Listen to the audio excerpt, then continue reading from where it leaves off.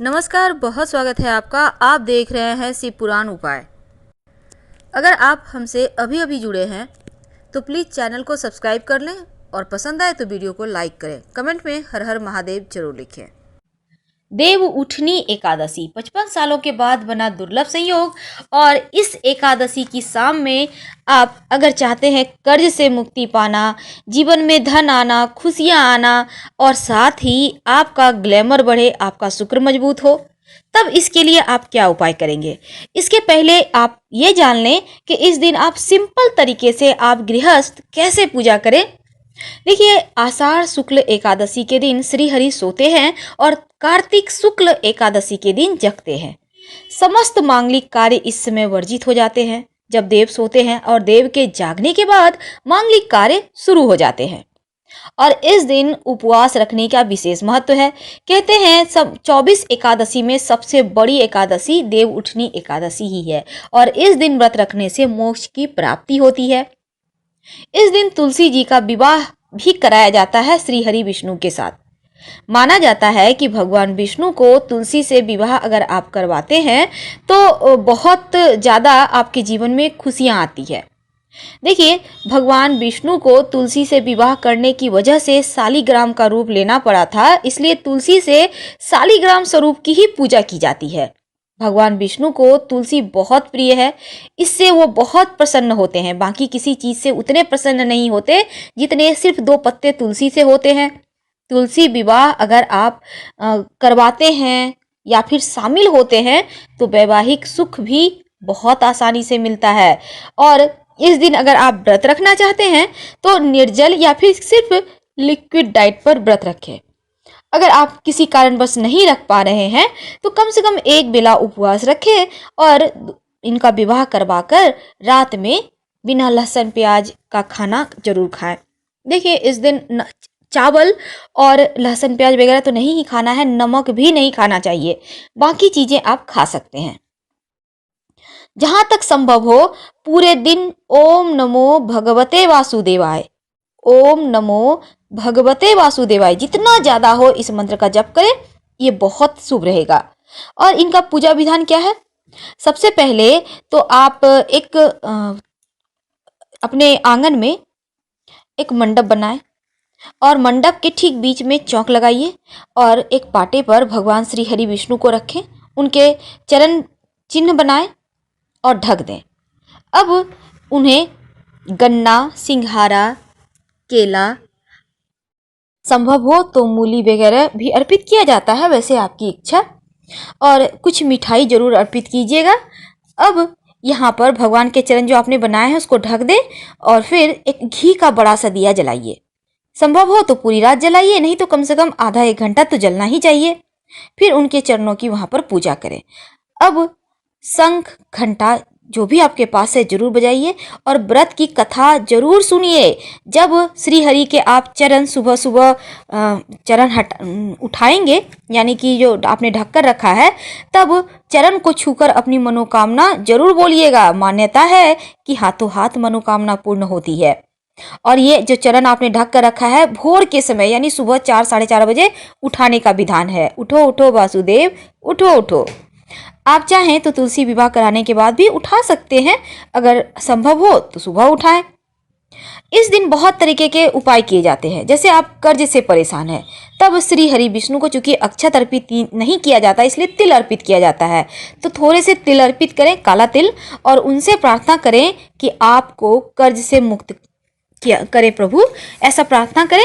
और दूसरी है, अगर आप शीघ्र विवाह करना चाहते हैं, आप लड़की हो या लड़का हो, लाल या पीले कपड़े पहनकर शालिग्राम के पास बैठें, उन्हें स्नान कराएं, चंदन लगाएं, पीले रंग के आसन पर रखिए और फिर तुलसी को अपने हाथों से शालिग्राम को समर्पित कर दें। प्रार्थना करें कि आपका विवाह जल्दी हो जाए। देखिएगा, जल्दी से जल्दी आपकी विवाह हो जाएंगे। अगर वैवाहिक जीवन में दूरियां हैं, अलगाव है, बाधा है, तब क्या करेंगे? तब आप महिला हैं तो संपूर्ण श्रृंगार करके आप शालिग्राम भगवान के साथ तुलसी जी का गठबंधन कीजिए। करेंगे कैसे? शालिग्राम भगवान को पीले वस्त्र अर्पित करें और तुलसी जी को लाल। फिर अपने हाथों से 2 गांठें उसमें लगा दें। अब 1 लोटा जल लें और हाथों में लेकर तुलसी शालिग्राम की 9 परिक्रमा करें।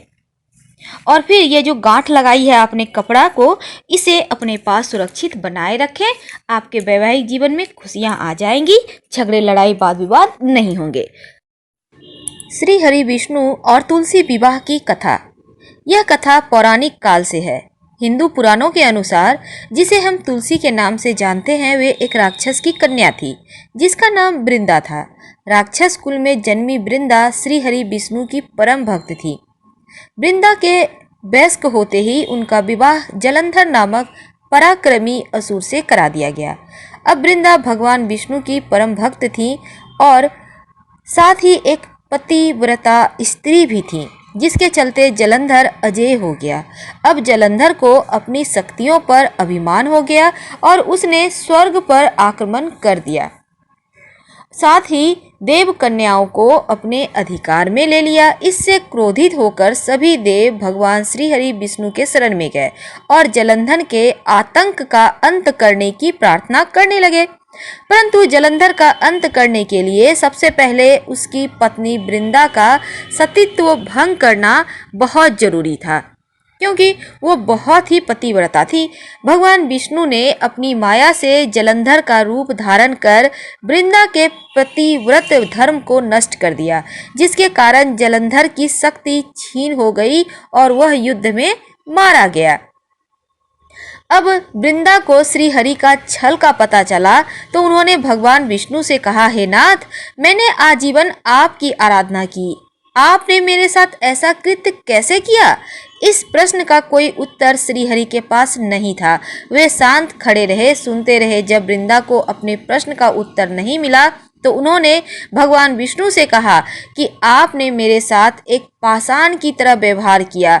मैं आपको श्राप देती हूँ कि आप पाषाण बन जाएं। अब श्राप से भगवान विष्णु पत्थर बन गए। सृष्टि का संतुलन बिगड़ने लगा। देवताओं ने वृंदा से याचना की कि वे अपना श्राप वापस ले लें। देवों की प्रार्थना को स्वीकार कर वृंदा ने अपना श्राप वापस ले लिया, लेकिन भगवान विष्णु वृंदा के साथ हुए छल के कारण लज्जित थे। अतः वृंदा के श्राप को स्वीकार करते हुए उन्होंने अपना एक रूप पत्थर में प्रविष्ट किया, जो शालिग्राम कहलाया। भगवान विष्णु को श्राप मुक्त करने के बाद वृंदा जलंधर के साथ सती हो गई और वृंदा की राख से एक पौधा निकला, जिसे श्री हरि विष्णु ने तुलसी नाम दिया और वरदान दिया कि तुलसी के बिना मैं किसी प्रसाद को ग्रहण नहीं करूंगा। मेरे शालिग्राम रूप से तुलसी का विवाह होगा और कालांतर में लोग इस तिथि को तुलसी विवाह के रूप में मनाएंगे। देवताओं ने वृंदा की मर्यादा और पवित्रता को बनाए रखने के लिए भगवान विष्णु के शालिग्राम रूप का विवाह तुलसी से कराया। इस घटना के उपलक्ष्य में प्रतिवर्ष कार्तिक शुक्ल एकादशी यानी देव प्रबोधिनी एकादशी के दिन तुलसी का विवाह शालिग्राम के साथ कराया जाता है। तुलसी विवाह हिंदू रीति रिवाजों के साथ ही संपन्न होता है, जिसमें मंगलाष्टक के मंत्रों का उच्चारण भी किया जाता है। कहते हैं जिस घर में बेटी नहीं है उनके लिए यह बहुत फलदायी है तुलसी विवाह, और कन्यादान के इतना पुण्य भी मिलता है। वे दंपति जिन्हें सिर्फ बेटा है, वे इस कन्यादान का पुण्य लाभ जरूर कमाएं और जीवन में धन धान्य सब कुछ भर जाए। वैसे तुलसी आपके आंगन की मान है, मर्यादा है, खुशियां है। हर हर महादेव।